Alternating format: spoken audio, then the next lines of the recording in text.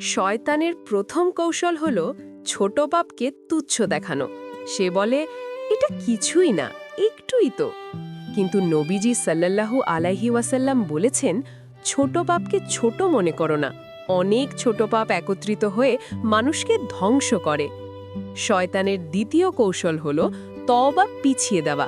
সে বলে, এখন না, পরে করো, কাল করো, বড় হলে করো। আর এভাবেই সারা জীবন কেটে যায়, তওবার সুযোগ আর আসে না। শয়তান এই ফাঁদে অসংখ্য মানুষকে ধ্বংস করেছে। তৃতীয় কৌশল হল অহংকার।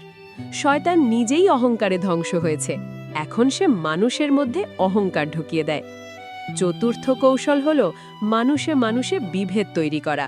সে সবচেয়ে খুশি হয় যখন দুই মুসলিম ভাই ঝগড়া করে। নবীজি বলেছেন, শয়তান তার সিংহাসন পানির উপর রাখে, তারপর তার বাহিনী পাঠায়।